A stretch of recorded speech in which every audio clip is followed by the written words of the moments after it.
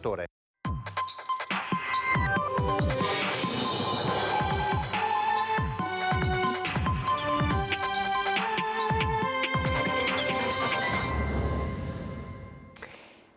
Prima edizione di Antenna 3 Nord-Est, buongiorno, ben ritrovati, buon inizio di settimana, buon lunedì. Continuiamo con le notizie come sempre in diretta, saremo insieme oggi in questa nostra prima edizione fino alle 13:30, tanti gli ospiti, avremo con noi il professor Marco Sandri, ordinario di patologia all'Università di Padova al Dipartimento di Scienze Biomediche, parleremo di ricerca con il lavoro di alcuni dei suoi ricercatori, alcuni dei quali si stanno concentrando proprio su un fenomeno particolarmente diffuso, quello della depressione, e poi parleremo della qualità della nostra aria, lo faremo con Legambiente, con ARPA Veneto, sistemi di monitoraggio innovativi per capire com'è l'aria che noi stiamo respirando e quali sono le iniziative messe in moto dai vari comuni e dalle regioni per migliorare la qualità dell'aria. Ma come sempre partiamo dalla cronaca, la notizia, l'ultima in ordine di tempo che vi possiamo dare ci porta a Preganziol, dove ieri intorno alle 11 in via Palladio ignoti si sono introdotti previa effrazione della porta d'ingresso posteriore all'interno degli uffici del distretto sanitario, facendo deflagrare con materiale esplosivo lo sportello automatico utilizzato per il pagamento del ticket. La segnalazione dell'evento è pervenuta alla centrale operativa dei Carabinieri di Treviso, dall'istituto di vigilanza privato cui è collegato il sistema di allarme della struttura. Sul posto, per le ricerche dei malfattori che al momento hanno dato esito negativo e per il sopralluogo i primi accertamenti sono intervenute diverse pattuglie della compagnia dei Carabinieri di Treviso, personale dei Vigili del Fuoco per la messa in sicurezza dei locali messi a soqquadro dall'esplosione che ha danneggiato tuttavia unicamente la cassa. Non ci sono stati feriti. E poi c'è stato un incidente questa mattina, in realtà non un incidente stradale ma un autoarticolato che ha perso il suo carico di acciaio. Siamo lungo il passante all'altezza dello svincolo di Preganziol, quindi tra l'allacciamento con la A57 e lo svincolo di Preganziol. Il traffico in A4 proveniente da Trieste è stato deviato in A57 tangenziale di Mestre per evitare ulteriori incolonnamenti. Questa è la fotografia, l'episodio non ha provocato feriti, non risultano altri veicoli coinvolti. Il mezzo pesante ha sbandato scontrandosi contro le barriere di sicurezza. Il personale di concessioni autostradali venete è intervenuto per chiudere a 2 corsie di marce il passaggio. Dunque ci sono stati particolari disagi questa mattina sul passante, oltre 5 km di coda in direzione Milano. Tra poco ci collegheremo con il nostro Lucio Zanato che appunto si sta recando insieme a Nicoletta Rizzetto a Preganziol. Avete sentito dunque, è stata fatta saltare la cassa per i pagamenti del ticket del distretto sanitario di Preganziol e poi alcune sere fa è stata presa d'assalto una villa a Villorba, la villa di proprietà di un pensionato con la passione della caccia. I ladri, oltre a rubare preziosi, hanno portato via tutti e 8 i fucili che erano detenuti proprio in casa del pensionato. Quindi tra poco ci collegheremo con il nostro Lucio Zanato per fare il punto anche su questi episodi di cronaca che riguardano la Marca trevigiana. Ma intanto andiamo in carcere a Verona, dove è detenuto Filippo Turetta, accusato dell'omicidio della povera Giulia Cecchettin. Ebbene, oggi è il suo compleanno, Turetta compie 22 anni, in carcere il ragazzo parla poco, trascorre le giornate leggendo libri e giocando alla PlayStation, il servizio.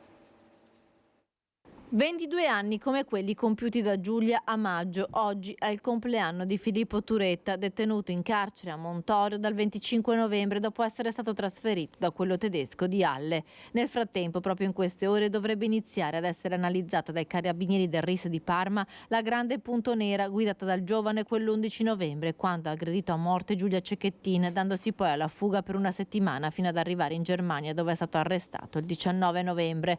L'auto è arrivata venerdì essere in Italia e verrà analizzata in quanto scena del crimine, visto che la possibile coltellata mortale a Giulia è stata proprio data al suo interno. Filippo in carcere trascorre le sue giornate come tutti gli altri detenuti che si trovano nella sezione dell'infermeria. Ha libri e una PlayStation e la televisione a disposizione nella saletta comune. Nessun trattamento di favore rispetto agli altri. Divide la cella con un detenuto adulto. Voci del carcere dicono che il ragazzo parli poco e che tiene sempre lo sguardo abbassato. Si vergogna di quello che ha fatto.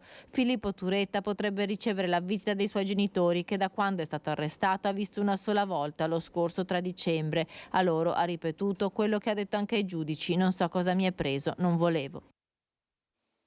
Nella notte fra venerdì e sabato i carabinieri hanno sventato un furto in abitazione arrestando il presunto autore in flagranza di reato. Stiamo parlando dei carabinieri di Montebelluna. Hanno ricevuto la telefonata di un residente che aveva notato aggirarsi un soggetto in bicicletta con fare sospetto nei pressi di un'abitazione in via Soster. Per poi farvi repentina eruzione. 2 carabinieri della stazione di Crocetta del Montello in servizio di pattuglia giungevano rapidamente in loco e dopo aver notato la tapparella della finestra dell'abitazione in questione alzata e poi subito abbassata, si sono posizionati in modo da impedire la fuga del ladro che è stato dunque arrestato in flagranza di reato. La cronaca ci porta a Borso del Grappa, dove ieri vi abbiamo dato la notizia della morte di Gianluca Soncin, presidente dell'Aeroclub Volo Libero Montegrappa. Gianluca aveva soltanto 50 anni, era stato colpito da un arresto cardiaco dopo essere atterrato con la sua vela sabato pomeriggio, una notte difficile, poi la morte all'alba proprio all'ospedale Cafoncello di Treviso. Ripercorriamo quello che è accaduto nel prossimo servizio. Ieri mattina l'avevo incrociato a colazione, ho detto: oggi sei in vacanza, strano, di sabato. Fa sì, oggi mi sono preso la giornata, c'è un bel sole, vado su a piedi, mi faccio una passeggiata e faccio il voletto e niente, poi l'ho ritrovato steso nel prato. È stato l'ultimo volo, quello di ieri, per Gianluca Soncin, 50 anni, originario di Ponte San Nicolò nel Padovano, adottato da oltre 10 anni dal comune di Borso del Grappa dove viveva. Presidente dell'Aeroclub Volo Libero Montegrappa, istruttore di tandem, uomo libero ed appassionato. Così lo descrive Fabio Loro, istruttore da sempre al suo fianco. L'abbiamo tirato dentro a fare il presidente contro voglia, ma lui non diceva mai di no a nessuno, quindi era 6 anni che si sobbarcava sta roba, che sai, anche ultimamente con le nuove normative gestire un'associazione sportiva è complicato, era sempre lì impegnato. Laureato in scienze forestali, al Volo Libero aveva dedicato tempo e impegno. Il primo corso nel 2003, 10 anni fa, la scelta di trasferirsi. Era in salute, raccontano gli amici. Rianimato e intubato, ieri dopo un arresto cardiocircolatorio era stato egli trasportato a Treviso al Cafoncello, dove il suo cuore ha smesso di battere nella notte. Scoramento, incredulità, smarrimento, perché era davvero un punto di riferimento per tutti quanti. In questa foto il battesimo del volo del sindaco di Borso del Grappa, Flavio Dall'Agnol. Al suo fianco c'è proprio Gianluca. Gianluca lascia un vuoto enorme nella nostra comunità, negli amici del direttivo dell'associazione Volo Libero Montegrappa, di cui era il presidente, il consorzio turistico Vivere Grappa e i tantissimi appassionati di volo libero che lo hanno conosciuto e apprezzato.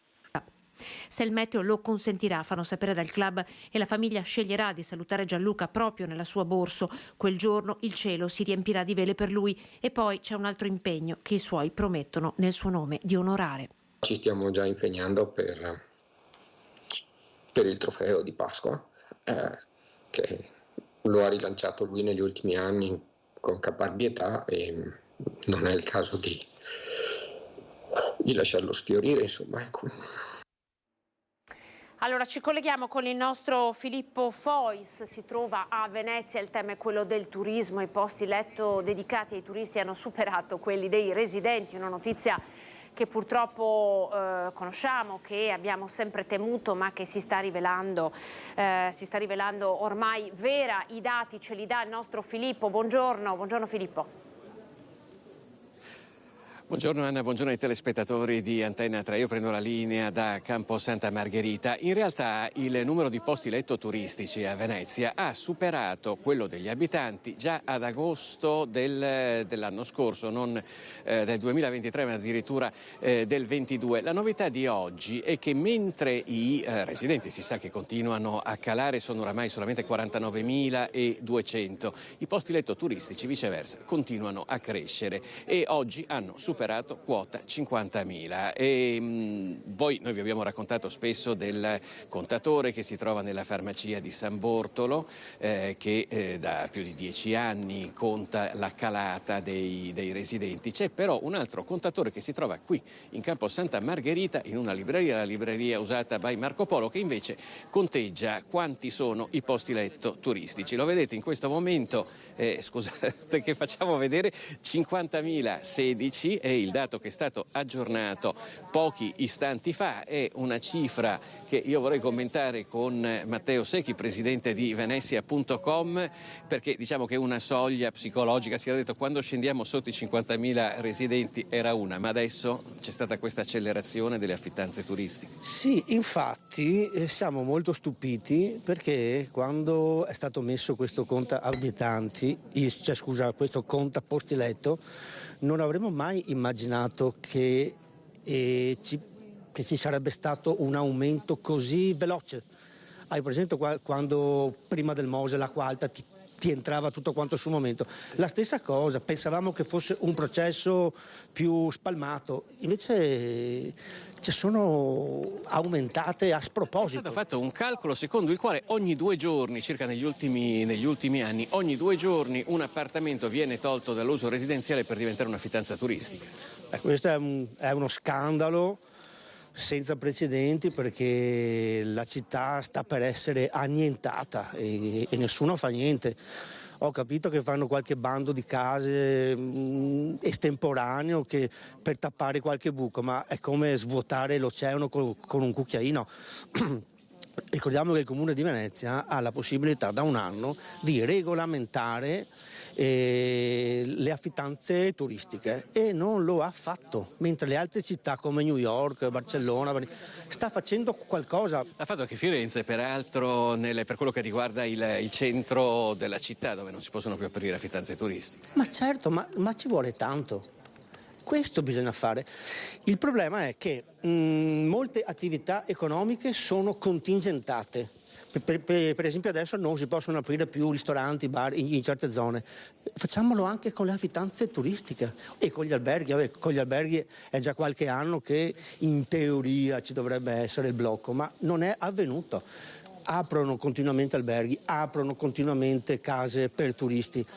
E noi non siamo contro il turismo, noi siamo contro il troppo turismo. Il troppo turismo porta a una città completamente falsata, non è una città, è solo un parco giochi per turisti. Ecco, questo lo diciamo riprendendo le parole di Matteo Secchi per i nostri telespettatori che potrebbero chiedersi ma come Venezia vive sul turismo, adesso di che cosa si lamentano, però c'è anche da dire che è una città che ha più posti letto turistici che residenti, alla fine diventa un guscio vuoto, nel senso che esiste ancora dal punto di vista fisico e urbanistico, ma non si trova più quel tessuto perché manca la materia prima, mancano gli abitanti. Io vedo che c'è anche Maria Fiano che è la responsabile di Occio. Mi scusi Fiano?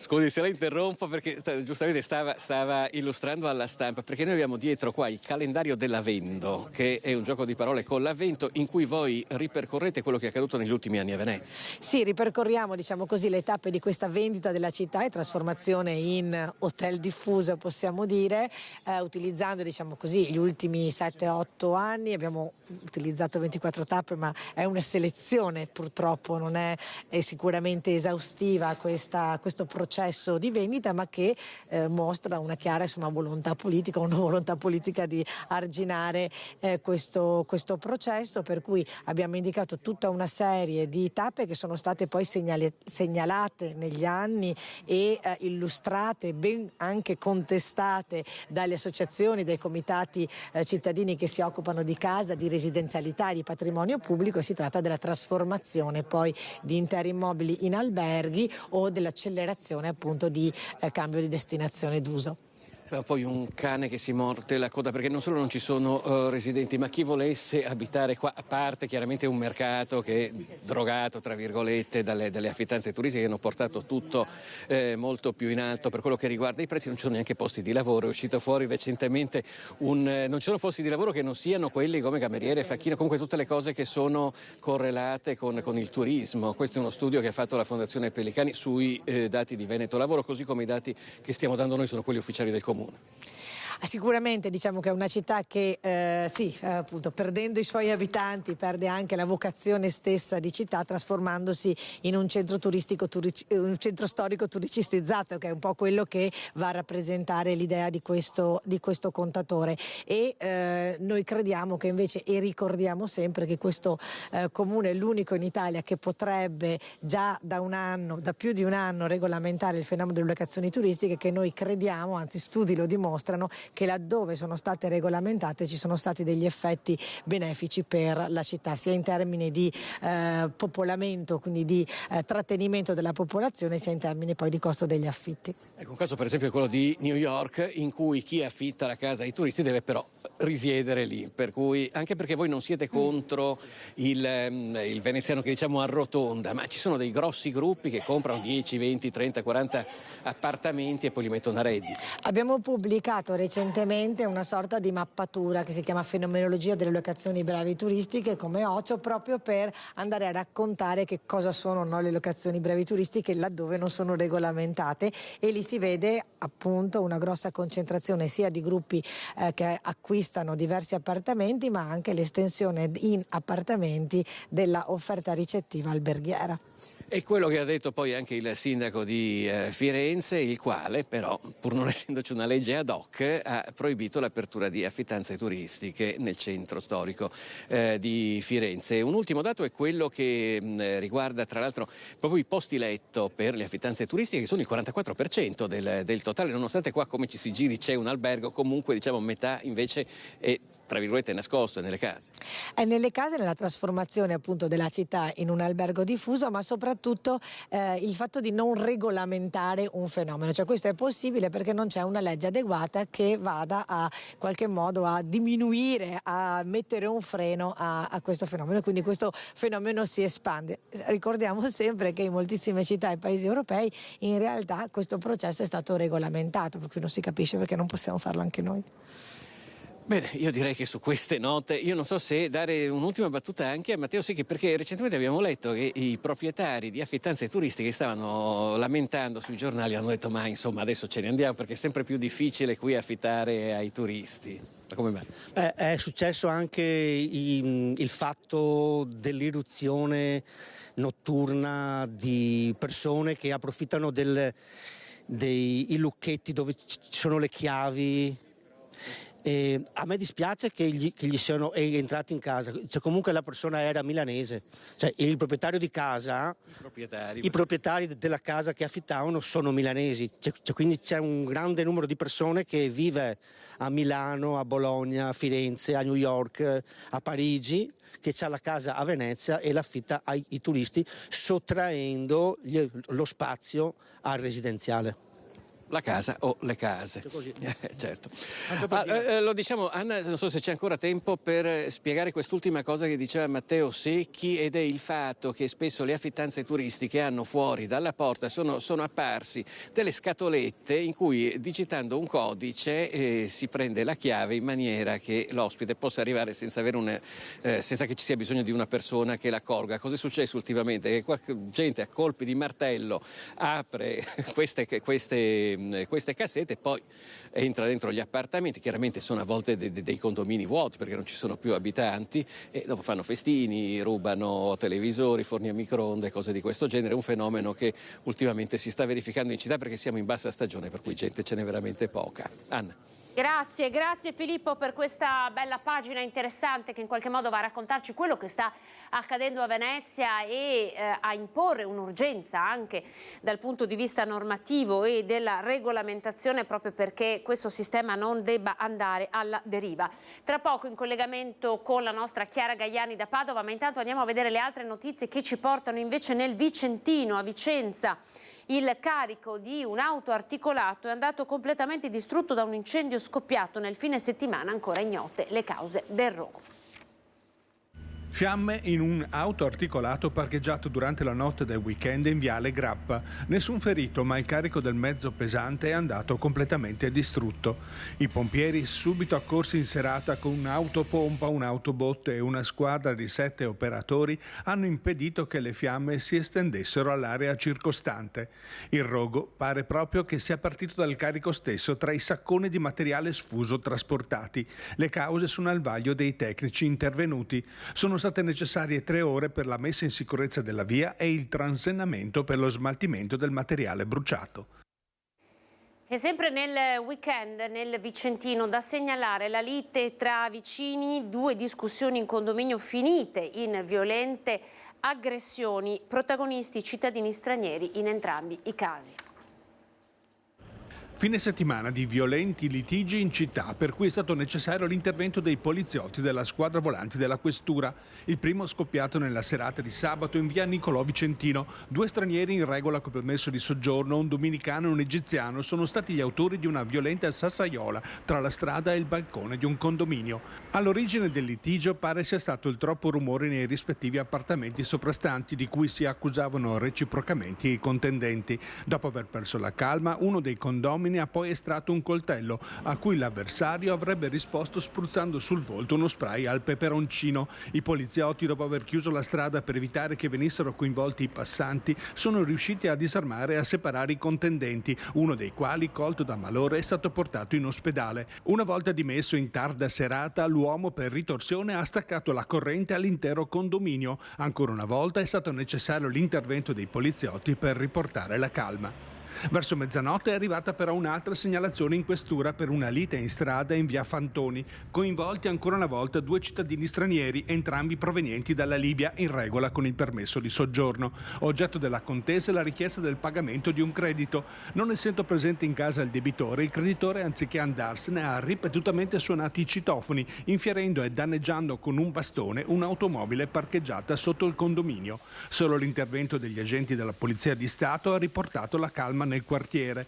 I fatti segnalati all'autorità giudiziaria serviranno per accertare le responsabilità ed eventualmente applicare ulteriori misure di prevenzione nei confronti delle persone coinvolte. In apertura eravamo a Preganziol con i ladri che sono entrati e hanno fatto deflagrare la cassa, ora a Mogliano con i giovani vandali e la pasticceria Moderna e poi ancora vandali a Treviso alle pensiline dell'autobus di Viale Europa. Erano state rimesse a nuovo da poco le pensiline degli autobus di Viale Europa in occasione dei lavori per la realizzazione della pista ciclabile, ma sono durate davvero poco. Nei giorni scorsi i vandali le hanno danneggiate, distruggendo lato nord la bacheca degli orari dei bus e causando danni assai maggiori dall'altra parte della strada, dove sono stati spaccati tutti i vetri, probabilmente con un cacciavite o un martello, forse entrambi, viste le tracce lasciate. Vetri anche in mezzo alla strada, segno della bravata dei bulli, perché di bulli si tratta, eppure giovanissimi, a quanto pare già identificati dalle forze dell'ordine. Alcuni residenti dicono si tratti di una banda di ragazzini di San Liberale. Nei prossimi giorni si saprà quali provvedimenti verranno presi nei loro confronti. E vandali in azione ieri sera anche a Mogliano, in piazza Pio X, dove dei ragazzi probabilmente ubriachi hanno danneggiato alcuni arredi della pasticceria Moderna, in quel momento chiusa. Chiamati dai residenti, sul posto sono intervenuti i carabinieri che stanno ora svolgendo le indagini per identificare i responsabili. La cronaca ci porta a Conegliano, dove i carabinieri hanno arrestato una 38enne che aveva rapinato una donna e utilizzato la sua carta di credito per comprare in farmacia e al supermercato. Aveva messo a segno una rapina ai danni di una 68enne che in bicicletta stava percorrendo via Spellanzon all'altezza del parco pubblico di via Brigata Bisagno. Ha spinto violentemente a terra la donna per portarle via lo zaino che aveva in spalla. La vittima, prima di andare in pronto soccorso, aveva prontamente sporto denuncia presso il comando dei carabinieri di Conegliano. Nel frattempo lo zaino della donna era stato ritrovato, portato ai carabinieri, ma senza il portafogli all'interno. Le indagini dei militari dell'Arma hanno permesso di assicurare alla giustizia la la donna, che è un'italiana di 38 anni con precedenti alle spalle. Attraverso le indagini coordinate dalla Procura della Repubblica sono risaliti a lei grazie alle immagini raccolte dalle telecamere di videosorveglianza e perché subito dopo la rapina la 38enne aveva usato la carta di credito della vittima prima in farmacia e poi in un supermercato di Conegliano. La donna ora deve rispondere dei reati di rapina aggravata, lesioni ed indebito utilizzo di carta di credito. L'episodio era avvenuto lo scorso 16 di ottobre. La donna ora si trova ai domiciliari. Allora adesso invece per noi da Padova c'è Chiara Gaiani con la notizia del salvataggio di una bambina disabile che si trovava in strada insieme alla mamma, salvataggio grazie ad una ragazza che è proprio la ragazza che è accanto a te. Chiara, eccoci, buongiorno. Buongiorno Anna, buongiorno ai telespettatori, ci troviamo a Montà, un popoloso quartiere di Padova. Il salvataggio è avvenuto sulle strisce pedonali che vedete alle mie spalle, erano proprio da questa parte della strada, mamma e bambina, quando hanno iniziato ad attraversare la strada, e Federica Marinaro, che ringraziamo, laureata in psicologia, che forse anche per l'istinto che è proprio di tutto il suo corso di studi che ha fatto, ha capito che stava succedendo qualcosa, ha sentito il rombo di un'auto provenire dal centro città e ha avuto l'istinto di spingerle e di riuscire a salvarle. È andata così, erano circa le 2 del pomeriggio. Sì, buongiorno a tutti. Sì, allora, no, più che altro che io stavo andando comunque per andare al centro commerciale, la Conad, e nell'attraversamento comunque qui pedonale ho visto comunque una mamma che stava attraversando con enorme difficoltà, perché c'era questa carrozzina con a fianco una bombola di ossigeno e banalmente comunque vedevo, vista la velocità di quest'auto e anche il rumore che c'era di sottofondo, che non ce l'avrebbe fatta, e quindi ho pensato comunque in quell'istante, manciata veramente di pochi secondi, di fiondarmi io in mezzo comunque alle strisce pedonali proprio per salvare comunque questa mamma, ma ripetiamo, e soprattutto la bambina comunque di 2 anni, perché era quello comunque veramente il mio obiettivo in quel momento, che ripeto nasceva da tutt'altro, perché io volevo anche banalmente aiutarla in un trasporto comunque che poteva essere, gli do una mano con la carrozzina. Mai avrei pensato che invece un'auto sfrecciasse a tutta corsa, sia nel momento in cui andava e anche dopo, senza neanche fermarsi tra l'altro, ed è questa la cosa più eclatante che possiamo pronunciare, ecco, in qualche modo. Ecco perché via Montà, nonostante sia la via all'interno di un quartiere, una via di attraversamento,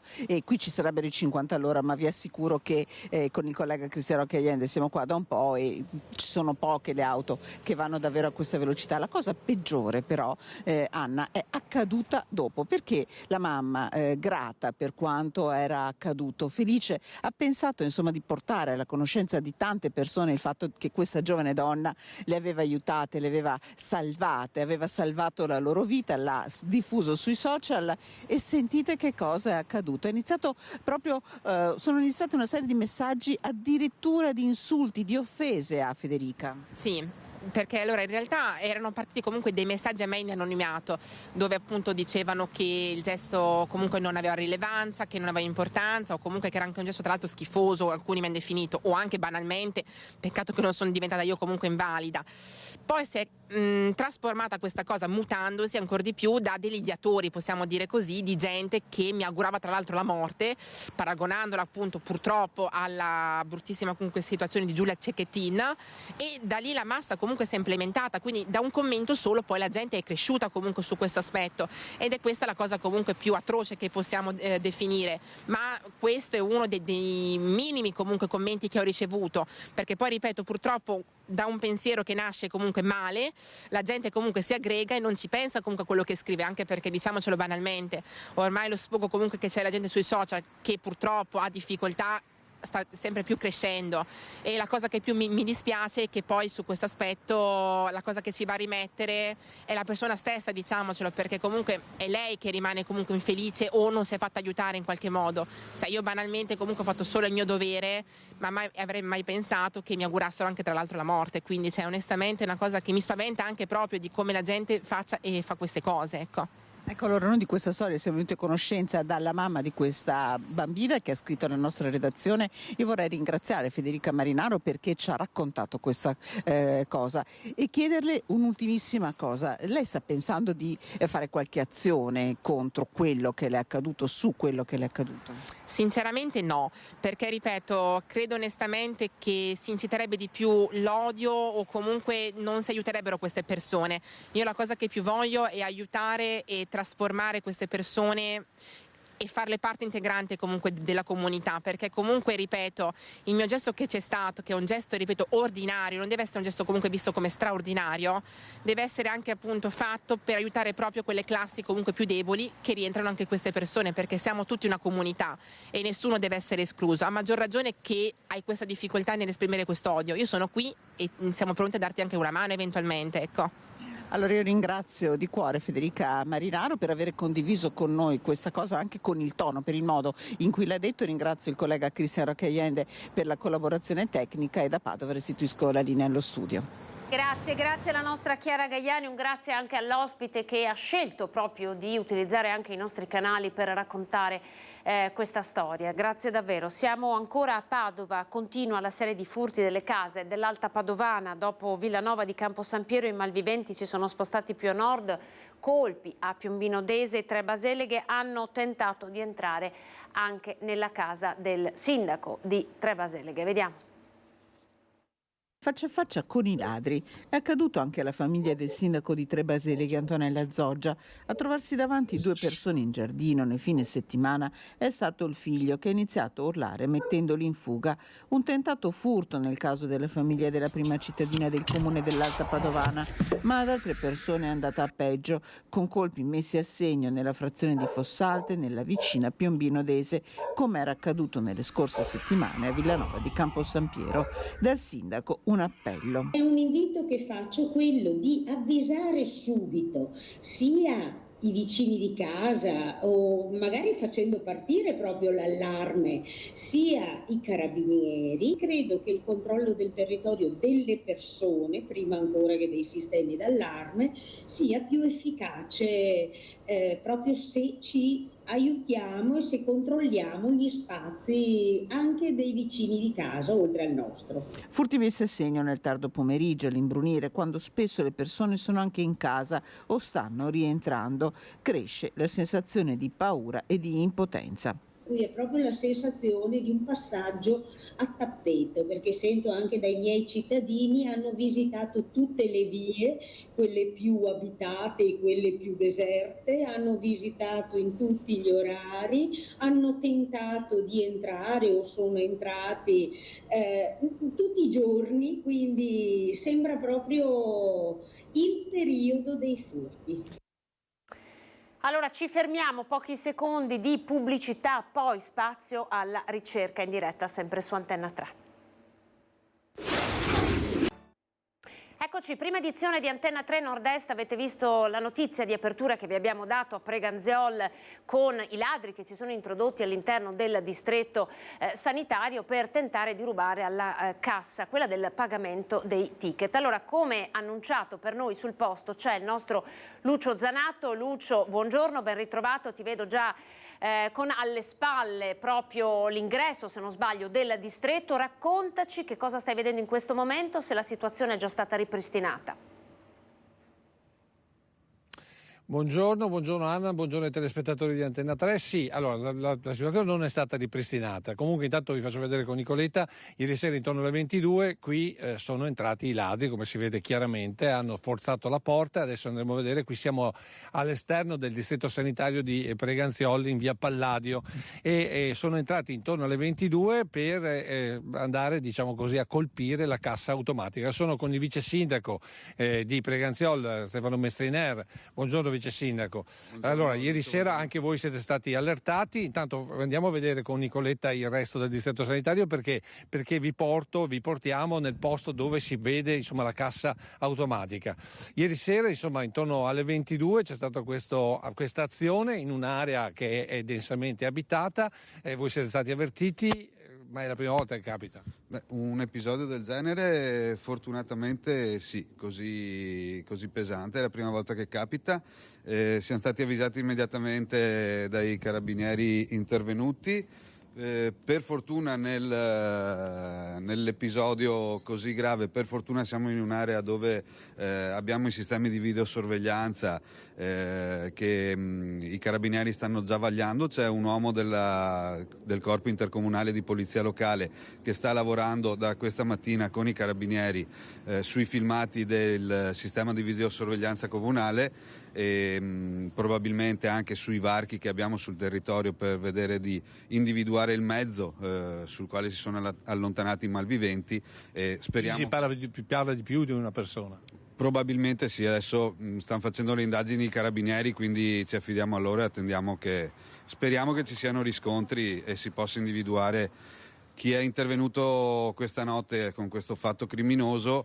Purtroppo una notte che sembra sia stata costellata da episodi un po' in tutto il territorio, non solo a Preganziol, quindi... Esatto, perché si parla anche di una rapina a mano armata a Mogliano, ma adesso cercheremo di approfondire la situazione. Come vedete, l'immagine della macchina per il pagamento automatico dei ticket è chiusa e di fatto sotto sequestro perché l'hanno fatta saltare con del materiale esplodente. Sì, la cosa inquietante appunto è che c'è stato appunto l'utilizzo di materiale esplosivo in quella che di fatto è una zona residenziale con servizi. Nella gravità, per fortuna l'episodio si è svolto in un orario in cui non era frequentato né il distretto né la zona circostante, quindi quantomeno non ci sono state persone coinvolte. Certo l'episodio preoccupa. Ecco, certo che preoccupa perché tra l'altro tutto si è svolto, però mi pare di capire, in pochissimi secondi, perché sono arrivati subito i carabinieri, è arrivata subito la Civis, però questi ladri sono stati velocissimi. Beh, evidentemente chi mette a segno questo genere di atti è qualcuno che lo fa con professionalità, passatemi il termine, quindi si tratta di reagire allo stesso modo. C'è bisogno sicuramente che ci sia un intervento da parte del Ministero dell'Interno, da parte della Prefettura, per intensificare in questi giorni la presenza di forze dell'ordine nel territorio. Ecco perché appunto fatti ne stanno accadendo, siamo sotto le feste, quindi tanti magari vanno fuori a cena. Tra l'altro questa sera, Anna, racconteremo un altro episodio accaduto qualche sera fa in quel di Villorba.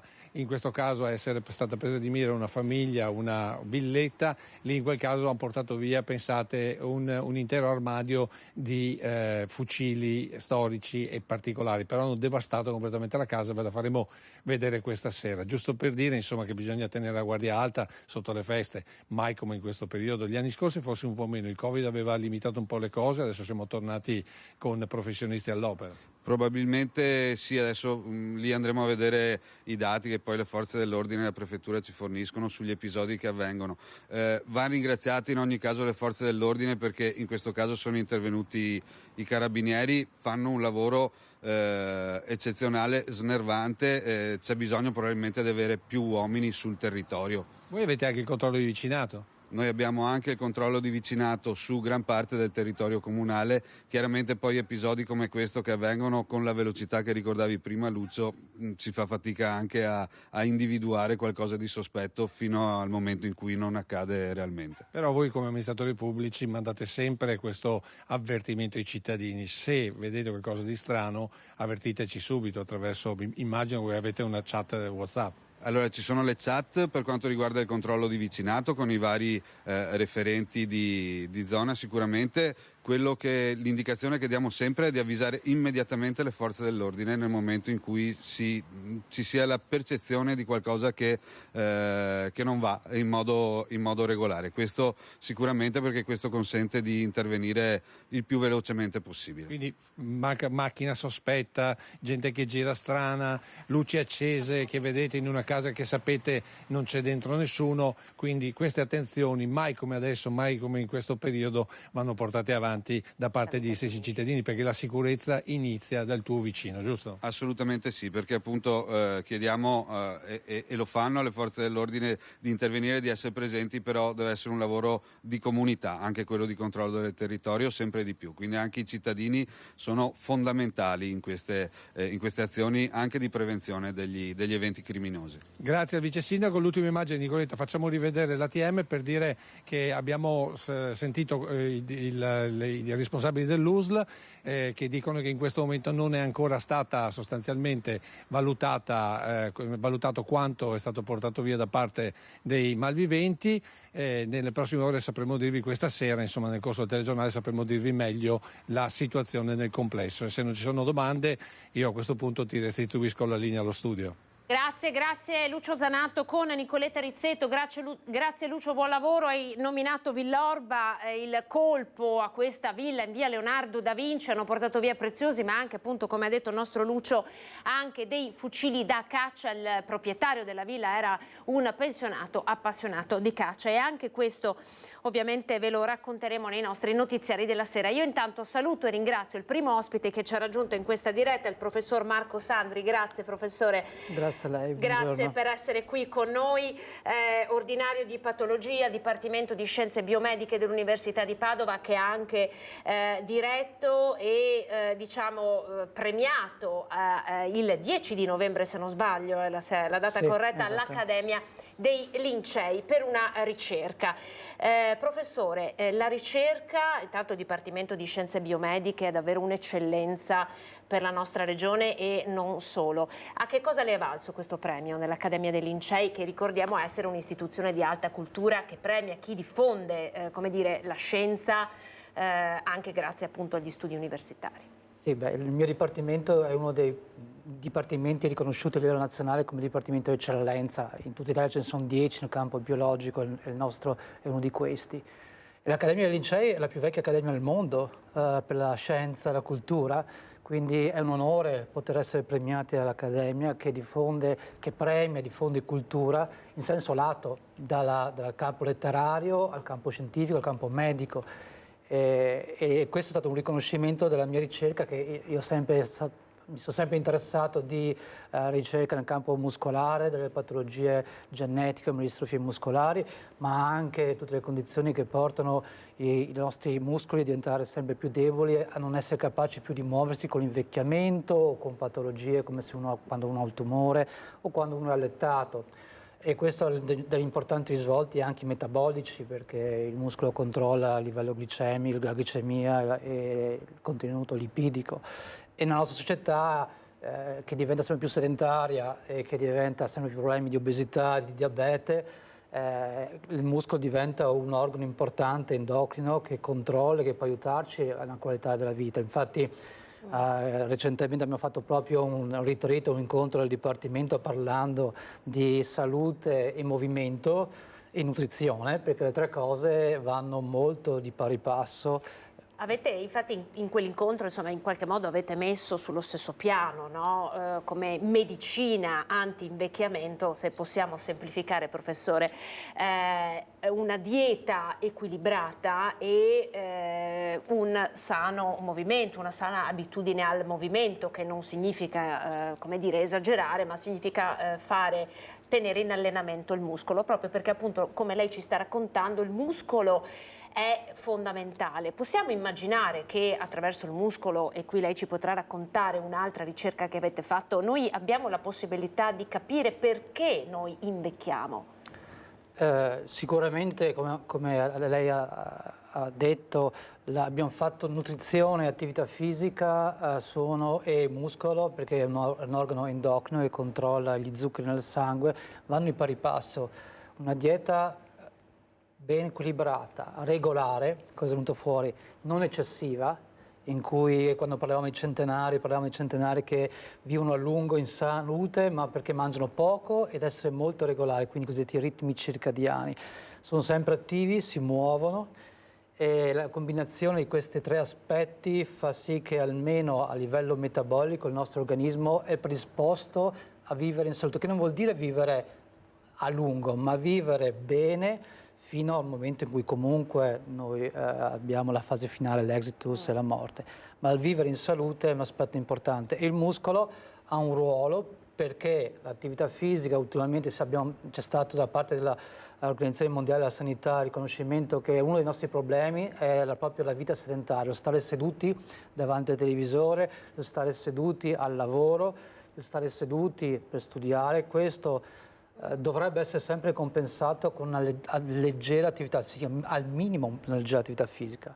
e in ogni caso fare 3 o 4 volte, andare in palestra o muoversi, non prendere la macchina ma camminare, non prendere l'ascensore ma fare le scale, andare in bicicletta, sono tutti minimi atteggiamenti che a livello metabolico hanno un effetto importante sulla nostra salute. Quindi in qualche modo non lo stiamo raccontando solo perché, come dire, sarebbe corretto ed è di buon uso farlo, lo stiamo raccontando perché voi l'avete scoperto a livello biologico, a livello molecolare. Esatto, tutti questi meccanismi che mettono assieme l'attività fisica e la nutrizione a livello delle cellule muscolari determinano un cambiamento metabolico che passa dal muscolo al sangue e agli altri organi come cuore e cervello e aiutano le varie cellule a rimanere in salute.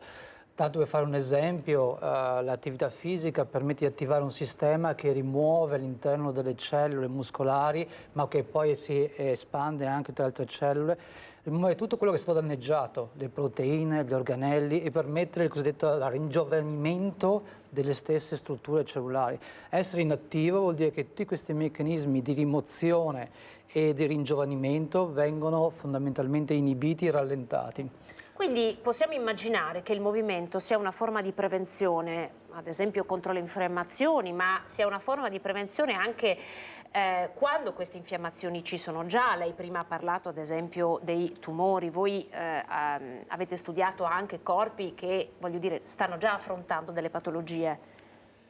Sì, l'attività fisica chiaramente è sempre considerata in relazione alla situazione del paziente o del soggetto, nel senso che se uno ha problemi articolari è difficile che possa fare attività fisica, ma a scopo di prevenire, che abbiamo parlato prima di infiammazione, l'infiammazione è una delle condizioni che portano a invecchiare precocemente le nostre cellule, l'infiammazione è una condizione che predispone anche allo sviluppo di tumori e quando uno per esempio ha una malattia, il muoversi permette di ridurre questo stato infiammatorio, ridurre le alterazioni metaboliche e predisporre l'organismo a combattere la malattia e anche a sopportare meglio le terapie. Parliamo di chemioterapia per i soggetti che hanno un tumore. Quindi una volta che uno ha la malattia, l'attività fisica alle volte è anche un modo per affrontare meglio la malattia e invece la paura di non muoversi più può diventare un fenomeno che aiuta la malattia a svilupparsi e andare avanti. In questo vostro incontro, in qualche modo voi avete scelto di divulgare, no, le ricerche scientifiche alle quali state lavorando, stanno lavorando anche i vostri giovani ricercatori. Perché è così importante che scoperte di questo tipo vengano messe a disposizione della collettività? È un messaggio dovuto perché noi facciamo ricerca in campo biomedico per cercare di curare o migliorare o allungare la vita e la qualità della vita. E alle volte il passaggio dalla ricerca molecolare che facciamo noi allo stile di vita e alla comunicazione è problematico. Ed è per questo che abbiamo fatto questo incontro in cui abbiamo coinvolto gli scienziati del Dipartimento, ma anche avevamo un atleta, avevamo l'allenatore del rugby di Padova, avevamo uno chef, avevamo un esperto di infiammazione, un esperto di nutrizione, un cuoco, perché quello che viene messo in pratica dagli atleti in realtà è quello che noi studiamo, per esempio, per migliorare le performance. Noi sappiamo a livello molecolare, ma spesso la gente non sa a livello, la possibilità di traslare quello che noi conosciamo, che studiamo, a livello di farmaci, di stili di vita. Per esempio è venuta fuori che la dieta mediterranea insieme all'attività fisica permetteva di ringiovanire le nostre cellule di 1 anno e mezzo dopo 1 anno di dieta mediterranea. Queste cose spesso noi le sappiamo perché sappiamo che a livello molecolare la dieta mediterranea aiuta i mitocondri, la bioenergetica, il metabolismo e questo rallenta quindi l'invecchiamento sistemico. Il passaggio è spiegare il perché la dieta mediterranea fa bene, manca e cerchiamo quindi noi come ricercatori in campo biomedico di andare nei mezzi comunicazione e cercare di spiegare ponte, no? Per far arrivare queste informazioni, anche perché sono informazioni importanti, possono essere, come dire, delle linee guida anche per le famiglie. Immaginiamo di puntare anche ai più piccoli che si avvicinano allo sport, ma la cui alimentazione spesso magari è presa un po' sotto gamba. Poi, professore, abbiamo degli stili di vita particolarmente frenetici, no? La nostra è una società che ci impone di correre, e quindi forse anche queste riflessioni supportate dalla ricerca possono anche aiutare a gestire questi stili di vita, però con delle precauzioni che ci permettano di vivere meglio, no? L'avevamo definita un po' la ricetta per dei centenari, no? Esatto, lo stile di vita è sempre in corsa, il rush, lo stress implica che spesso dobbiamo saltare il pranzo, dobbiamo prendere uno snack, dobbiamo alterare i cosiddetti ritmi circadiani, e questo fa sì che è proprio quello che non fanno invece i centenari che sono in salute, che invece hanno un ritmo estremamente scandito, per cui loro mangiano sempre alla stessa ora, vanno a letto sempre alla stessa ora, dormono sempre quel certo numero di ore, quindi la ritmicità è una parte importante, e rompere questa ritmicità nell'aspetto nutrizionale, come anche nell'attività fisica, rende un problema. Quindi i bambini che anziché andare a giocare a pallone stanno davanti ai videogames o a casa seduti e davanti alla televisione, è un altro grosso problema nella nostra società, che predispone all'obesità e al diabete in bambini già giovani. Vuol dire che dopo, per il resto della loro vita, hanno un problema metabolico con cui si devono interfacciare. Senta, è possibile misurare lo stress? Oggi, insomma, sono in commercio tanti strumenti per misurare lo stress, ma lo chiedo, insomma, a lei come professore ricercatore. A livello si cerca di trovare cosiddetti biomarcatori che ci permettono di dire quanto le nostre cellule sono stressate e quindi stanno invecchiando. Questo fa parte, uno per esempio, dei programmi di ricerca del PNRR nazionale sull'invecchiamento, in cui uno dei vari importanti aspetti è proprio trovare biomarcatori che ci permettono di dire se la nostra età biologica corrisponde alla nostra età anagrafica. Spesso lo stress fa sì che l'età anagrafica l'età biologica sia più vecchia di quella anagrafica, quindi stiamo invecchiando troppo velocemente. Poi magari viviamo più a lungo, ma perché abbiamo il sistema sanitario, le medicine che ci aiutano, ma non vuol dire che il nostro stile di vita, la nostra qualità di vita sia migliorata. C'è anche una qualità dell'invecchiamento poi, no? Che è la parte più importante, la capacità di essere indipendenti, di non dover dipendere da qualcuno per fare le scale, per lavarsi, per mangiare. Questo è l'aspetto più importante.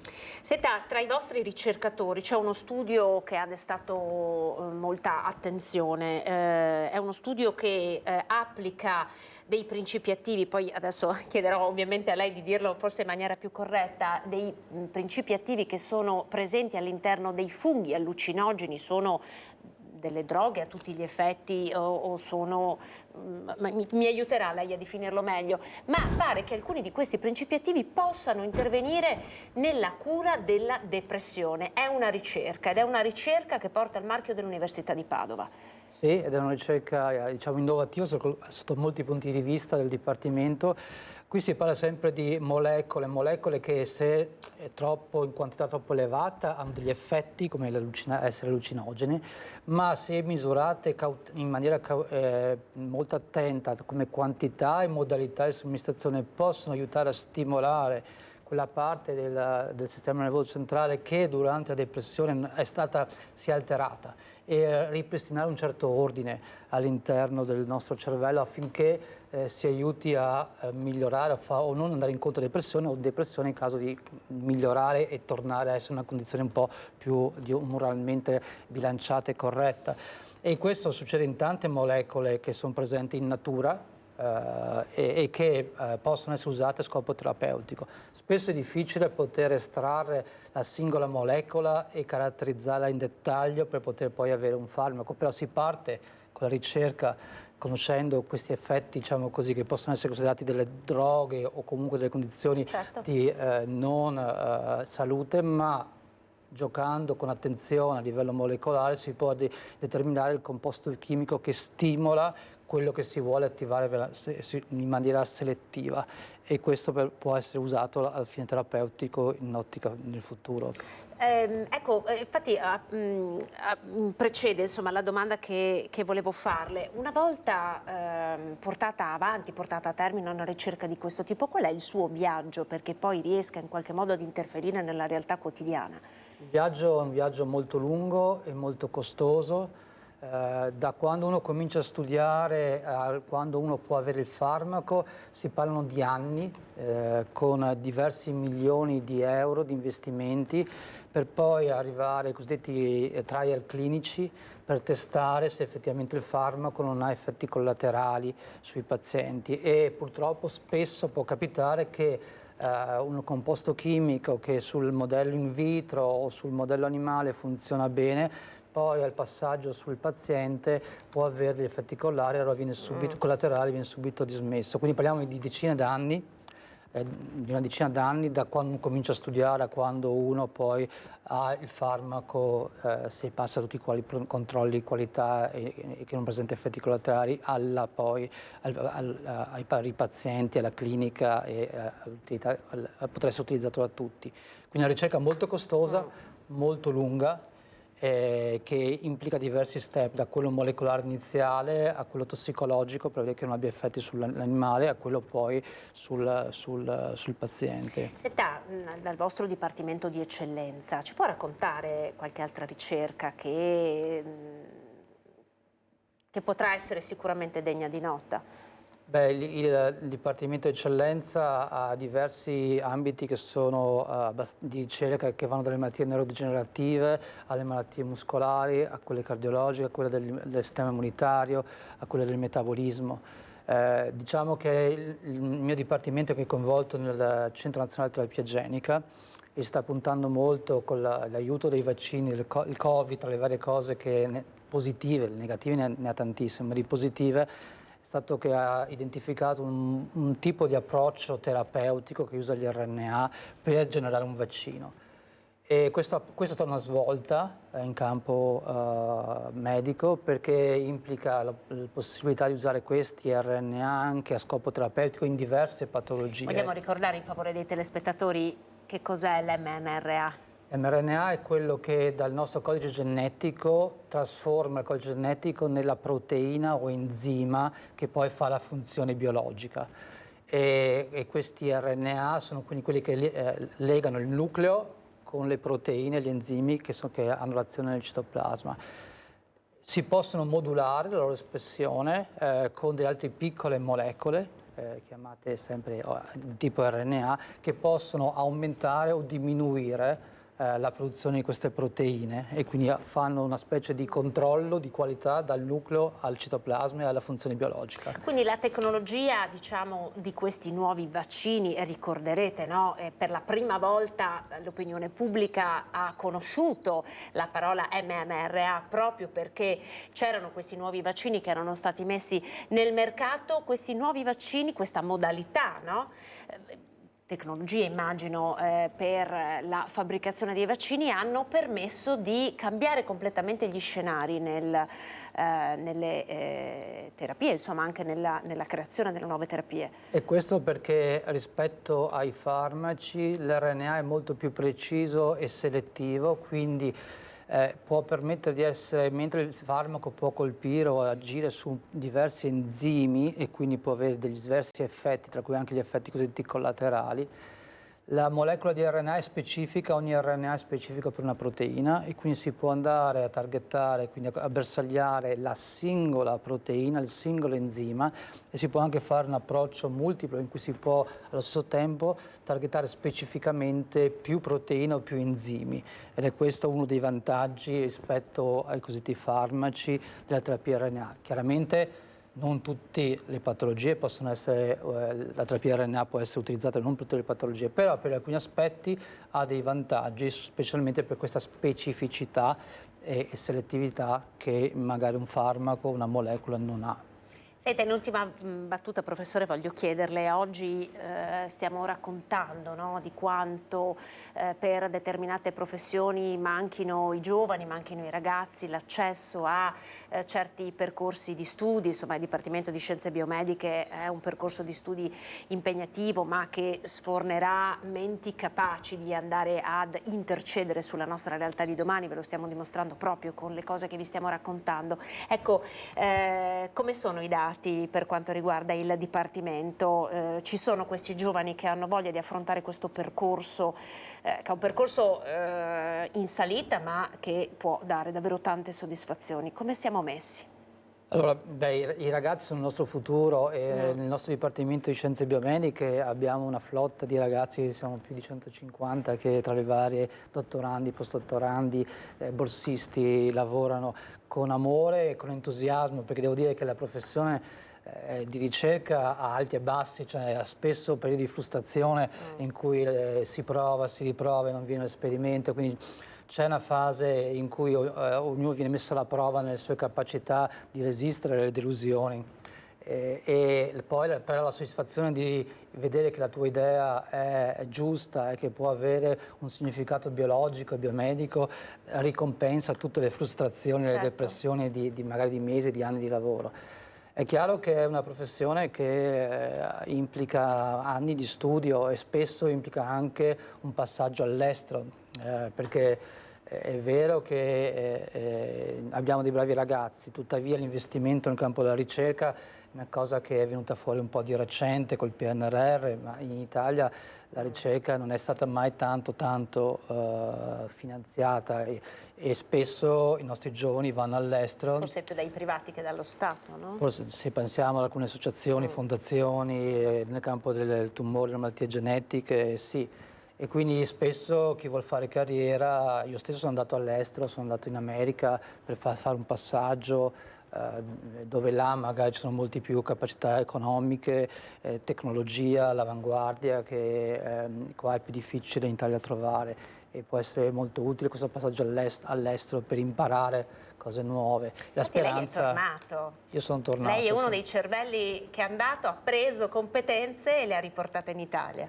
Sono andato, è un'esperienza comunque utile perché si vede un'altra società, un'altra realtà, è un altro modo di approcciare problemi scientifici legati alla cultura, che ogni cultura è diversa da Stato a Stato, da continente a continente. È un arricchimento importante per un giovane scienziato fare un'esperienza all'estero, umanamente, culturalmente, scientificamente. Sono tutti tre aspetti che sono importanti e poi essere uno scienziato bisogna appunto dirigere un laboratorio, avere cultura, ma avere anche capacità manageriali di gestire un gruppo, di avere intuizioni su quello che può essere più importante per la ricerca, essere un manager che anche gestisce il bilancio dei soldi, cosa comprare, dove investire, quindi è una figura che per me ha bisogno di diverse step di maturazione. È sicuramente molto interessante quello che ci sta raccontando, no? Competenze trasversali, no? nella ricerca e poi questo aspetto, no? Questo PNRR che finalmente sta portando attenzione alla ricerca con finanziamenti, evidentemente settori ben precisi, però ecco c'è un'apertura per il nostro Paese grazie al PNRR. Sicuramente il PNRR è un'azione positiva che ha messo soldi e volontà in alcuni ambiti identificati come strategici dal nostro Ministero e ha portato quindi una boccata di ossigeno nella ricerca. La speranza è che dopo questi 3 anni si continui a investire su quei settori, specialmente nel campo della ricerca in senso lato, poi io parlo per la parte biomedica, ma la ricerca vuol dire anche in ambito fisico, chimico, scienze umane, è una ricerca che deve essere portata avanti trasversale perché è la cultura poi che determina lo stato tecnologico delle nazioni. Se noi siamo tecnologicamente dalla medicina all'ingegneria, ma alle scienze umane all'avanguardia, noi attiriamo gente che viene da noi, non compriamo la tecnologia dall'estero, il farmaco dall'estero, il vaccino dall'estero, perché non ce l'abbiamo in casa, ma lo possiamo fare in casa, quindi è un investimento che non è nell'immediato. Ho detto che per avere un farmaco possono passare 10 anni, quindi è un investimento che deve essere fatto nell'ottica del futuro, dei prossimi 10, 15, 20 anni, per poter raggiungere un livello tecnologico da non più comprare tecnologia ma esportare tecnologia.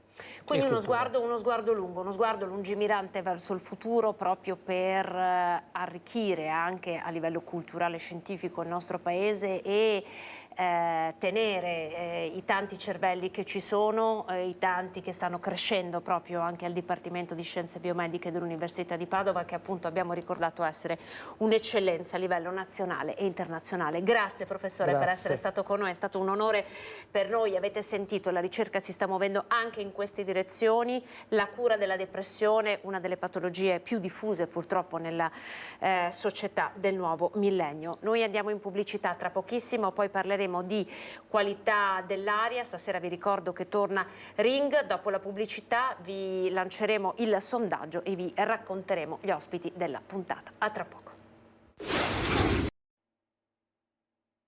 13:10, ben ritrovati, prima edizione di Antenna 3 Nord-Est. Allora vi ricordo che questa sera torna Ring in prima serata sui nostri canali. Allora andiamo insieme a vedere il sondaggio, è la politica al centro del sondaggio di questa puntata. Dopo Zaia, un candidato di Fratelli d'Italia, diteci la vostra utilizzando i contatti che vedete in questo momento in sovraimpressione, una chiamata per il sì allo 0422 16 26 691. Per il no invece dovete chiamare lo 0422 16 26 690, la telefonata è ovviamente gratuita. Vi ricordo gli ospiti del vice direttore Ferdinando Avarino questa sera: saranno Alberto Villanova per la Lega, Gianluca Schiavon, Arturo Lorenzoni, speaker dell'opposizione, Lucas Pavanetto, Fratelli d'Italia, Anna Maria Bigon del Partito Democratico. Nella seconda parte della puntata l'onorevole Massimo Bitonci, sottosegretario alle imprese e al Made in Italy. Questi gli ospiti della puntata di Ring di questa sera. Saluto e ringrazio invece i prossimi ospiti: Luigi Lazzaro, presidente di Legambiente Veneto, e Luca Zagolin per ARPA Veneto. Buongiorno e grazie per essersi collegati con noi. Buongiorno. Buongiorno a tutti. Allora, reduci della COP28, vertice sui cambiamenti climatici, Legambiente di recente ha fatto un summit per in qualche modo mettere alle strette la politica del territorio sulle buone pratiche per, come dire, restituire ai cittadini una qualità dell'aria migliore. Lazzaro, che cosa è emerso da questo summit? Sono soddisfacenti secondo voi le politiche sul territorio per migliorare la qualità dell'aria? Sappiamo essere in pianura padana e quindi purtroppo all'interno di una conca non potremo mai avere un'aria, come dire, pulita tanto quanto quella di altri territori, ma sappiamo che insomma in pianura padana forse migliorare si può. Come siamo messi? Beh, noi sappiamo che ci viviamo in pianura padana e vorremmo continuare a viverci, per questo senza problemi per la salute chiaramente, oltre che per l'economia di questo territorio. E il tema della qualità dell'aria, che poi è connesso anche con quello diciamo delle emissioni climalteranti, perché le emissioni inquinanti spesso vanno anche a braccetto con quelle climalteranti, e la pianura padana lo sappiamo è in una condizione critica, nonostante ci siano stati dei passi in avanti negli ultimi 20 anni rispetto alla qualità dell'aria, cioè molte azioni sono state messe in campo, purtroppo molte di queste sono state messe in campo con modelli emergenziali per rispondere soprattutto negli ultimi anni a un'emergenza cronica di sforamento dei giorni, dei limiti di legge per più giorni rispetto a quanto non suggerisca l'Organizzazione Mondiale della Sanità, e quindi per garantire una salute sana ai cittadini, ma dobbiamo riscontrare che nonostante i grandi passi in avanti ci sono ancora diverse azioni che secondo noi, secondo Legambiente, che con questo summit ha provato a mettere insieme gli amministratori regionali con quelli locali per discutere di quali altre azioni si possano fare. Quelle di riduzione in qualche modo di contenimento del traffico hanno chiaramente avuto un effetto, per fortuna, significa che hanno funzionato gli accordi proposti dal Ministero, dalle regioni, con il famoso accordo di bacino padano che tutti ormai conosciamo, che ha messo in campo delle limitazioni sostanzialmente nei periodi emergenziali. Resta da agire su tantissimi settori, perché siamo consapevoli che il problema della qualità dell'aria è multisettoriale, cioè non riguarda solo il traffico, anche se continua ad essere uno dei principali vettori, quello del traffico automobilistico, stradale, in particolare della mobilità privata, a incidere sulla qualità, anche sulla qualità di prossimità dell'aria, ma c'è anche l'agricoltura, che è un segmento spesso sottovalutato e che invece contribuisce moltissimo alle emissioni di precursori in atmosfera, che poi vanno a formare quello che tutti conosciamo, diciamo il PM10 piuttosto che il PM2,5, e continua ad esserci anche il riscaldamento e quindi in particolare l'utilizzo di legna magari mal utilizzata, e su questo si può fare molto dal punto di vista della comunicazione, o magari utilizzata in aree della nostra regione dove si potrebbe rinunciare per passare a altri combustibili. Il passaggio che ci lega alla COP28 è quello dell'uscita dal combustibile fossile, che seppur diciamo nella non vittoria di questo ennesima COP e quindi di un timido passo in avanti, l'unica certezza che abbiamo riscontrato è quella che si dovrà almeno diciamo per certo al 2050 uscire dall'utilizzo dei combustibili fossili. Questo prevede chiaramente un'inversione rapida di tendenza anche nel nostro paese per quel che riguarda ad esempio l'uscita dai motori endotermici, dai motori diesel, dai motori diciamo delle automobili e di tutti i mezzi di trasporto che girano nel nostro territorio. Ecco, dobbiamo partire un po' da qui, sapendo che per arrivare al 2050 all'uscita da questi combustibili dobbiamo agire con una roadmap serrata che già da qui al 2030 ci dia dei risultati. Noi crediamo che ad esempio lo step di uscita dall'endotermico, unito a politiche coerenti, è per questo che abbiamo coinvolto gli amministratori locali, perché non c'è solo la politica regionale o nazionale, ma c'è anche poi l'azione di pianificazione del territorio, e quindi abbiamo provato a discutere su quali possono essere con gli amministratori locali le azioni da mettere in campo, e abbiamo visto che ci sono grandi esperienze positive, ad esempio il tram di Padova, per parlare di mobilità collettiva, piuttosto che l'investimento sulla mobilità elettrica, quindi a Treviso con l'aumento considerevole di infrastrutture dedicate alla mobilità elettrica, piuttosto che allo sharing di biciclette o di altri mezzi, sempre prevalentemente appunto elettrici, che possono aiutare e che già esistono, che devono essere meglio messi in collegamento in tutto il territorio, ricordandoci che non ci sono solo le città, ma c'è anche un'area diciamo di quindi sicuramente accentrano il traffico e le attività anche produttive i nostri centri urbani più grandi, ma c'è un Veneto diffuso dove bisogna intervenire non solo con le limitazioni, ma anche con una serie di investimenti che ci aiutino a ridurre i consumi di combustibili fossili, che poi sono i primi emettitori di inquinamento, oltre che di CO2. Quindi la necessità sicuramente degli investimenti, tra l'altro Presidente, l'abbiamo visto in questi giorni in cui i centri città sono stati presi d'assalto per le compere natalizie, da Padova a Treviso, traffico bloccato, auto in coda per ore, diciamo negli anelli, nelle circonvallazioni esterne dei vari centri storici. Abbiamo avuto diverse segnalazioni anche su questo, in più abbiamo come dire, un meteo da questo punto di vista non favorevole, nel senso che sono previste belle giornate di sole, quindi la pioggia non bagnerà il nostro territorio. Ma vorrei tornare tra poco con lei sulla timidezza di cui lei ha parlato, di questa COP20, no? Cioè queste forze che in qualche modo a fronte di una consapevolezza che ormai abbiamo e che voi come Lega Ambiente state portando e state diffondendo, le azioni poi sono sempre molto timide. Ma torno da lei tra poco con questo, perché vorrei andare da Zagolin, che è tecnico ARPAV. ARPAV ha un osservatorio regionale sull'aria. Zagolin, che aria respireremo? Che aria stiamo respirando e che aria respireremo? Che cosa c'è nell'aria che stiamo respirando? Beh, nell'aria che respiriamo in realtà ci sono gli inquinanti che conosciamo veramente da molto tempo, sono inquinanti che oramai come agenzia monitoriamo da almeno una ventina d'anni in maniera continuativa tutti i giorni.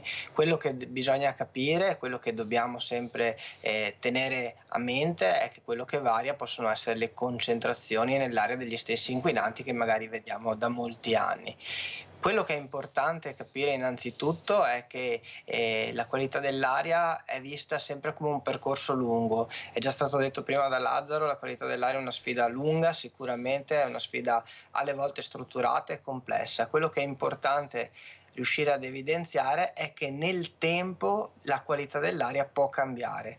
Spesso infatti sento dire magari che dalle persone che incontro anche quotidianamente per il lavoro che faccio, ma la qualità dell'aria non cambierà mai, la qualità dell'aria viene visto come qualcosa di granitico. In realtà quello che noi respiriamo può cambiare ed è cambiato molto negli ultimi anni. Questo è veramente importante. Alle volte c'è la necessità di, quando si fa una strada in salita come quella, come il percorso verso il miglioramento della qualità dell'aria, di guardarsi anche un attimo indietro. Se noi guardiamo le concentrazioni di inquinanti, i più famosi, gli ossidi di azoto, il particolato atmosferico, PM10, PM2,5, e guardiamo le concentrazioni che dalla rete ARPA misuravamo nel 2005, nel 2010, noi andiamo a scoprire delle cose che spesso, ripeto, di cui spesso c'è poca consapevolezza. Nel 2010, per esempio, poco dopo l'entrata in vigore della direttiva che attualmente regola la qualità dell'aria, ancora in Veneto registravamo diffusi superamenti di valori limite che oggi sono ampiamente rispettati. Pensiamo al valore limite annuale degli ossidi di azoto, al valore limite annuale del PM10, di cui non sentiamo più parlare perché oramai parliamo quasi sempre, giustamente, del valore limite giornaliero, che è quello più difficile da rispettare per le polveri sottili, di cui è previsto uno sforamento massimo di 35 giorni all'anno e che invece ancora respiriamo per più giorni di quei 35 consentiti. Se andiamo poi nel particolare, ogni singolo anno ha una sua, diciamo, caratterizzazione meteorologica che ne influenza ovviamente anche e dà delle conseguenze significative sulla qualità dell'aria. Anni in cui i periodi più freddi dell'anno, in cui l'inquinamento si accumula al suolo, hanno lunghi periodi di gennaio, febbraio, dicembre e anche novembre in cui non piove per lungo periodo, sono ovviamente anni più sfavorevoli, in cui magari le concentrazioni di inquinanti, se paragonate all'anno prima, possono essere superiori. Quest'anno, al contrario, nel 2023 abbiamo visto, ad esempio, grazie soprattutto a un mese di gennaio un pochettino più favorevole per quanto riguarda soprattutto la ventosità, un numero di superamenti del PM10 che ancora è al di sopra in questo momento del limite, ma che rispetto al 2022 fa registrare sicuramente dati migliori. Questo non deve essere il singolo anno un elemento di valutazione centrale. L'elemento di valutazione centrale si fa sempre nel medio periodo, proprio perché si abbatte quell'incertezza che è dovuta appunto alla meteorologia, che è dovuta alle particolarità di ogni singolo anno. Poi non solo, come dire, monitorate la qualità dell'aria, ma sostenete anche la Regione in eventuali pianificazioni per il risanamento, cioè voi avete anche un altro ruolo oltre a quello di monitoraggio grazie alle centraline che sono sul territorio. Come intervenite in questo senso? Per quanto riguarda il lato tecnico importante di supporto alla Regione, noi abbiamo ovviamente il compito di identificare certamente quali sono gli inquinanti critici, ma questo è abbastanza immediato dalle misurazioni, quanto anche di capire quali sono i settori emissivi su cui è più importante intervenire. Questo ovviamente è il risultato di quella che è sicuramente una valutazione a livello regionale e tecnica dal punto di vista scientifico, ma anche una consultazione di quella che è la letteratura a livello internazionale. Quello che noi facciamo è appunto indirizzare la Regione verso i settori emissivi dove è più importante agire, ma oramai è abbastanza definito non solo a livello di bacino padano, quindi delle regioni che ci circondano, ma anche a livello europeo, che i settori emissivi su cui è più importante andare ad agire per quanto riguarda in particolare il particolato atmosferico è il traffico, il riscaldamento atmosferico e l'agricoltura, come è già stato detto anche da Legambiente. Ecco, di agricoltura mi permetta se la interrompo, perché di agricoltura in realtà forse parliamo troppo poco. Sì, l'agricoltura è sicuramente un tema importante, ripeto, al pari, senza dimenticarci del riscaldamento e del traffico. Questi sono settori che vanno visti sempre nella loro complessità, quindi dimenticarsene una è come un po' avere uno sgabello con tre diciamo, gambe e toglierne una, cade lo sgabello sicuramente, quindi bisogna sempre parlare di tutte e tre insieme, ma in particolare l'agricoltura bisogna un pochettino cercare di diffondere questa conoscenza sul fatto che le emissioni che sono spesso legate all'agricoltura, che riguardano l'ammoniaca in particolare, e sono derivate in particolare dall'agrozootecnia. Se ricordiamo, il bacino padano è un ambiente di allevamento molto intensivo. Ecco, le emissioni di ammoniaca, soprattutto durante i mesi invernali, riescono in qualche maniera ad arrivare in atmosfera con la gassificazione, l'evaporazione dell'ammonio che è contenuto nelle deiezioni zootecniche, e l'ammonio che entra in atmosfera è una importante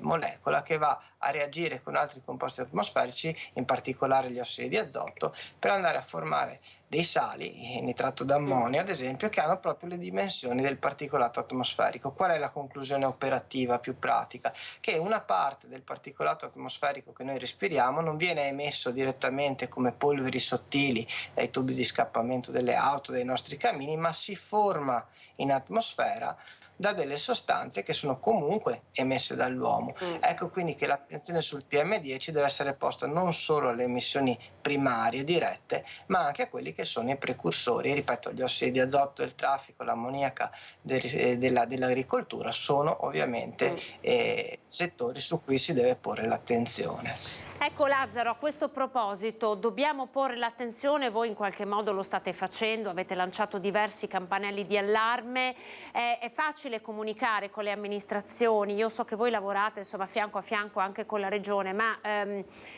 come mai sono sempre così timidi poi gli interventi che si riescono a fare sul territorio? Qui parlo ovviamente anche a livello nazionale e non solo, anche sovranazionale, Lazzaro.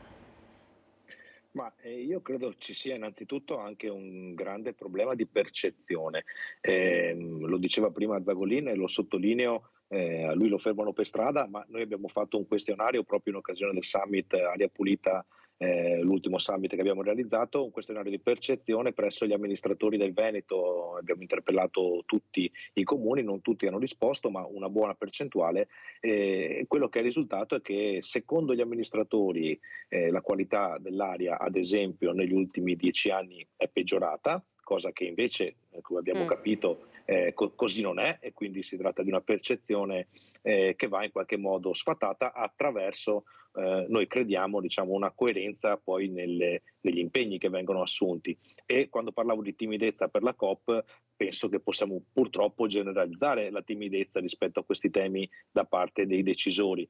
Mi riferisco ad esempio, così, visto che citavi il momento natalizio e l'intasamento delle città, questo è il momento dell'anno in cui le ordinanze previste per le limitazioni al traffico in caso di scarsa qualità dell'aria sono sospese proprio per garantirci di poter comunque effettuare i nostri spostamenti, ovviamente rigorosamente in automobile privata per le festività natalizie. Lungi da me e dalla Lega Ambiente dire che questo, impedire la mobilità delle persone, ci mancherebbe altro, però quello che voglio sottolineare è che bisogna affiancare agli interventi, secondo Lega Ambiente, il nostro lavoro al fianco di stimolo sia a Regione Veneto che agli amministratori locali, è proprio quello di far comprendere quanto sia necessario affiancare agli interventi emergenziali, quindi a quelli, se vogliamo chiamarli come oggi si parla per il clima, quelli di adattamento, cioè in qualche modo dobbiamo sapere che c'è la qualità dell'aria scarsa e che dobbiamo fermarci,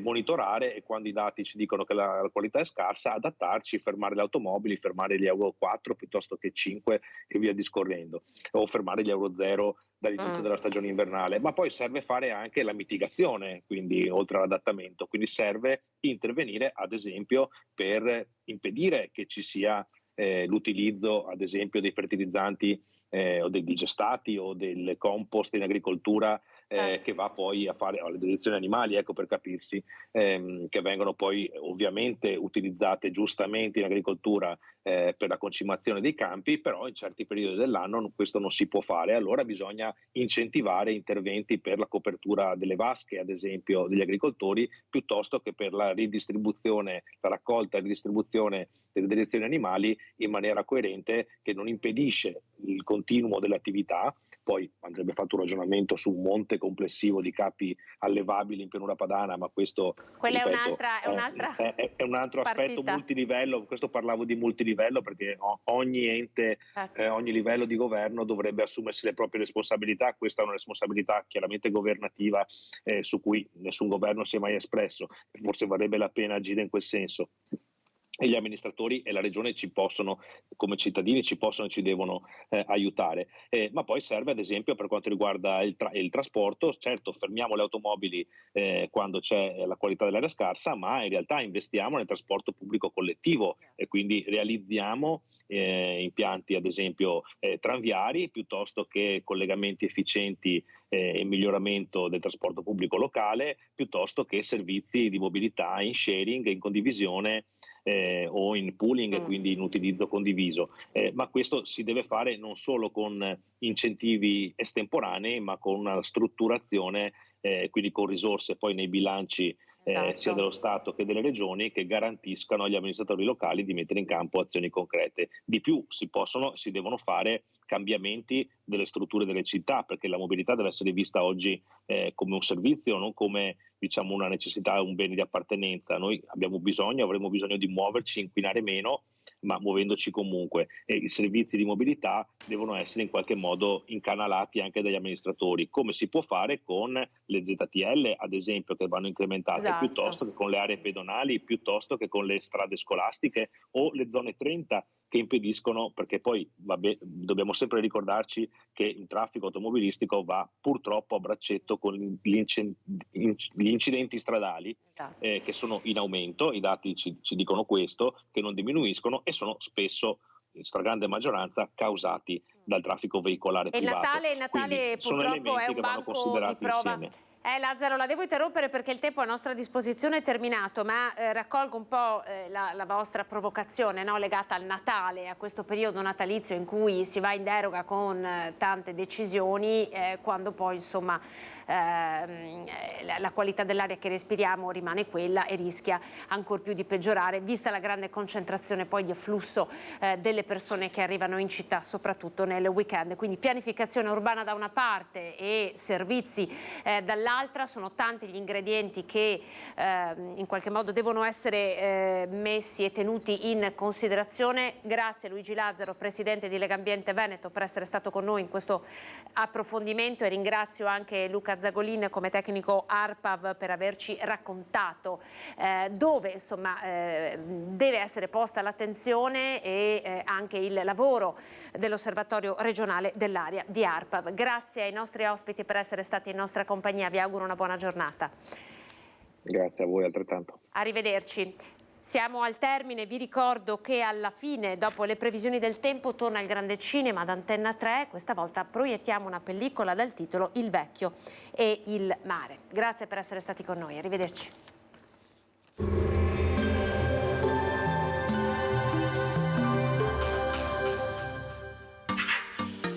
Tremonti, attrezzature e materiale per saldatura professionale a Montebelluna. Bentrovati al meteo.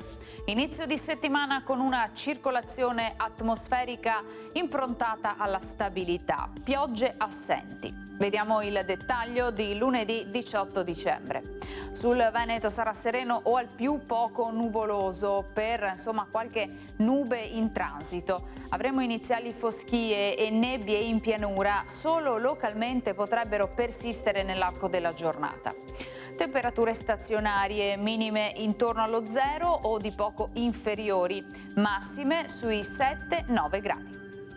Ci spostiamo ora sul Friuli Venezia Giulia. Anche in questo caso tanto sole pressoché ovunque, il cielo sarà sereno o con qualche nube a carattere sparso. Temperature minime tra -1 e 4 gradi, massime invece comprese tra 8 e 12 gradi all'incirca. Infine diamo uno sguardo al Trentino Alto Adige. Anche qui splenderà il sole, come ci mostra la grafica, con cielo limpido o velato. Temperature minime intorno ai 3 gradi, massime sui 12 all'incirca. Dal meteo di Antenna 3 per ora è tutto, arrivederci al prossimo aggiornamento.